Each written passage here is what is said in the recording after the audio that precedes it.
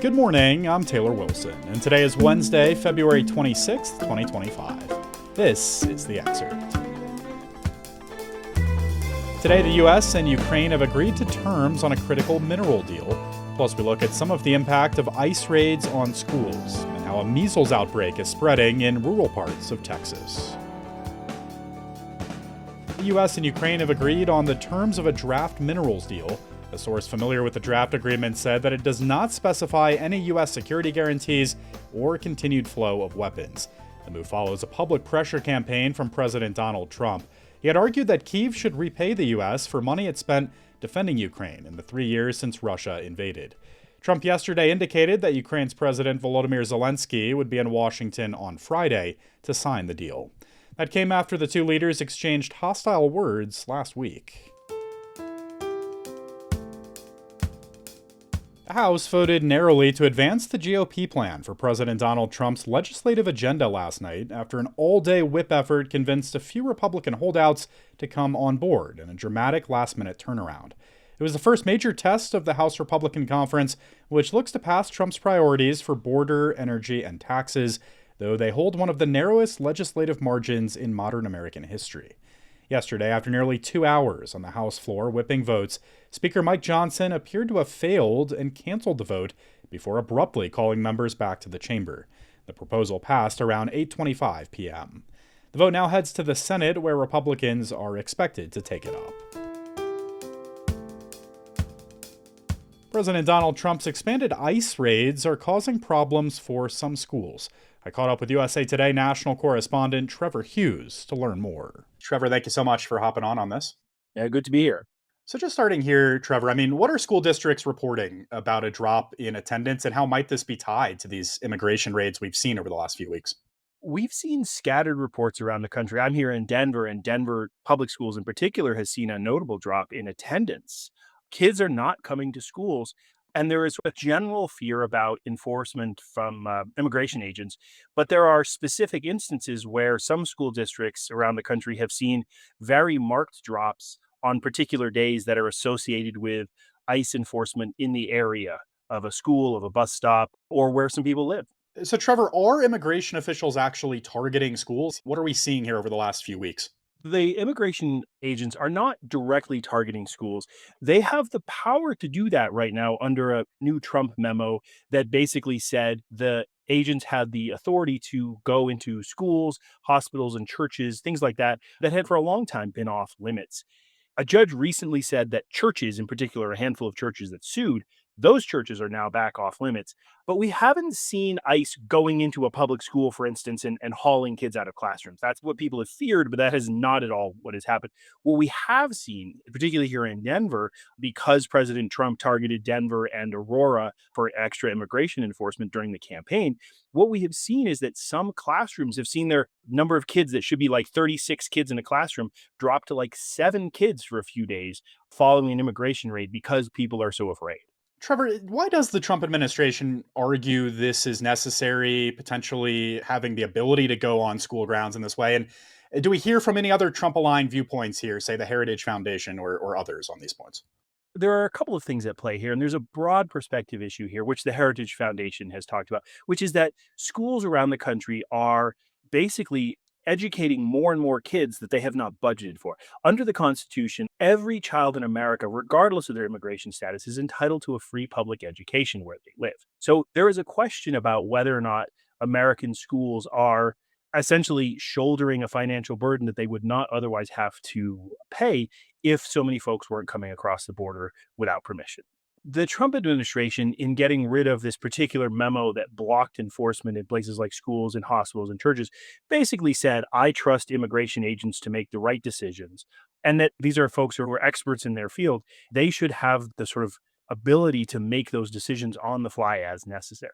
Now, there's always been an exemption for what we call exigent circumstances if there's a crisis. So these schools were never completely off limits. But this is a situation where there is more fear than actual enforcement right now. You mentioned sanctuary teams in this piece, Trevor. Can you help us understand what those are and what teachers are doing to protect students or maybe encourage them to keep coming to school? My local school district had a training the other week, and they basically said, here's how we'll handle if ICE agents comes to the school. A lot of it depends on whether or not they have a formal warrant signed by a judge versus an ICE immigration warrant, which is different and doesn't have sort of the same legal weight. Schools have talked about ways to delay federal agents to make sure that they really do have proper permission to come onto the school property. And then the issue with sanctuary teams is this: if you have a child who is an American citizen, for instance, whose parents do not have legal permission to live in the city, we have seen instances where those parents have been targeted for detention and pulled out of the community without notice and leaving the child behind. And we saw that happen in Denver, where two kids had their parents both detained.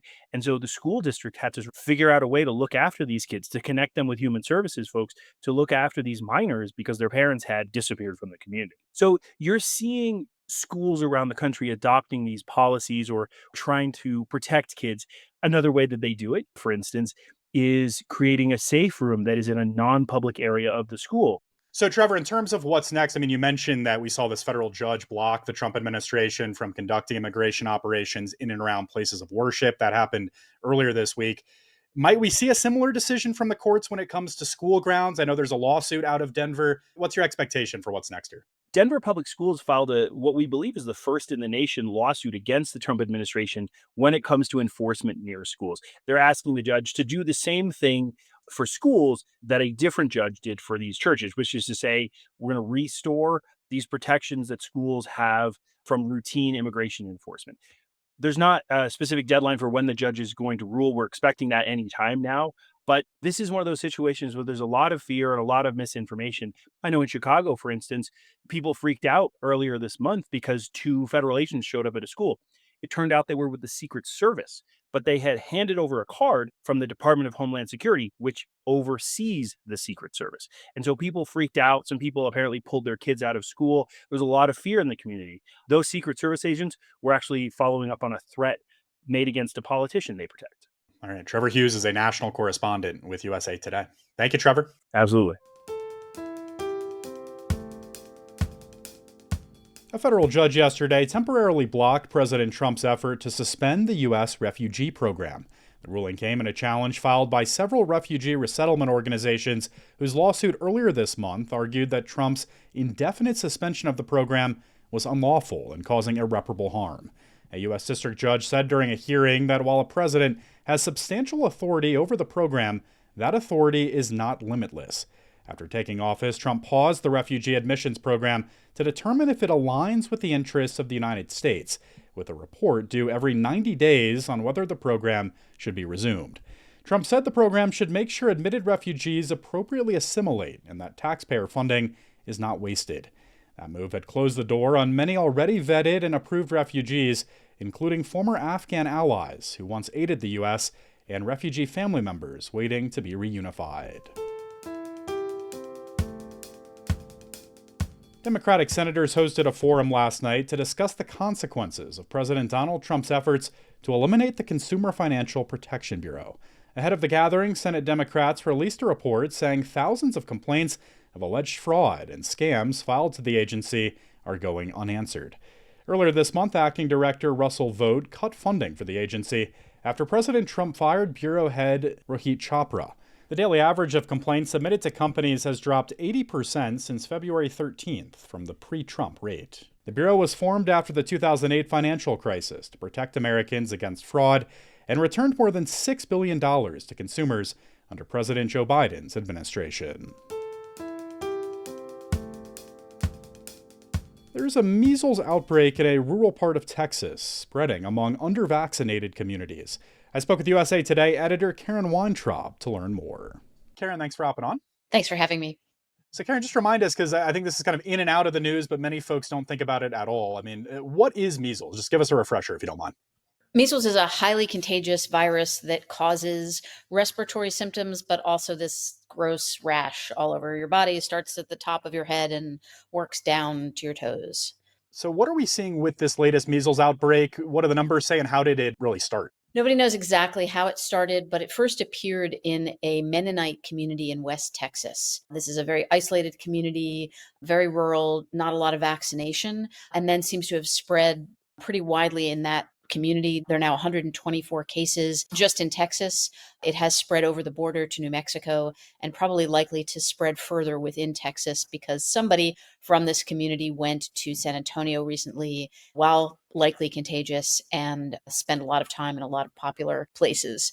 Measles is pretty much the most contagious infectious disease known to man. Each individual person is capable of spreading it to about 18 others, so it is extremely contagious. You mentioned the low vaccine rates. I mean, is that really the story here, Karen? What does all this tell us about the impact or importance of vaccine rates in this particular illness?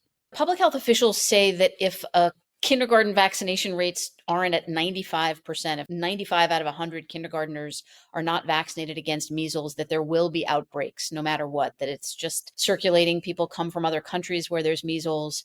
And if the vaccination rates aren't that high, there will be measles.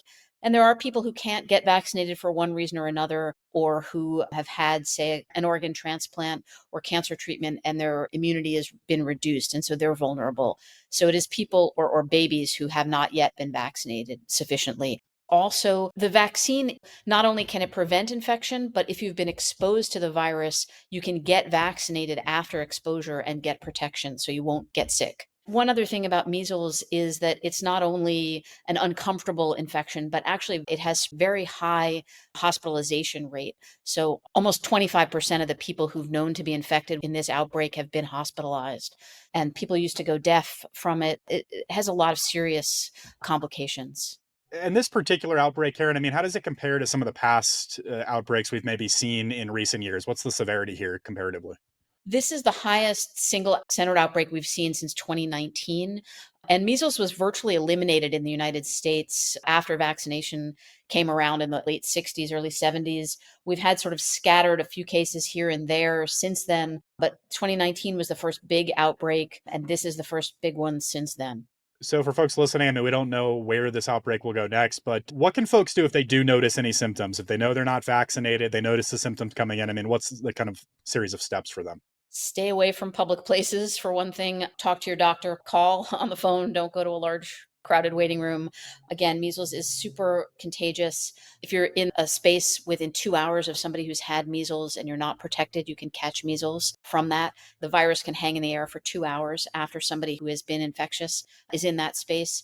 You can actually be contagious before you have symptoms, and you're contagious for 4 days after the rash appears. So again, stay out of public places, isolate, and talk to your doctor. Karen Weintraub is an editor with USA Today. Thank you, Karen. Thanks so much for having me. For more than 90 years, a cultural landmark in Harlem, the Apollo Theater has shaped the trajectory of entertainment in America. Icons like Ella Fitzgerald, Billie Holiday, and Quincy Jones have all performed there. Its stage is a true test of a performer's potential to make it. These people not only let you know if they liked you or if anybody else was going to like you. That's probably one of the hardest audiences to perform for. Dionne Warwick was one of those who made it. The legendary singer sat down with my colleague Dana Taylor to reminisce about her memories of performing at the Apollo. You can hear that conversation right here on this feed, beginning at 4 p.m. Eastern Time.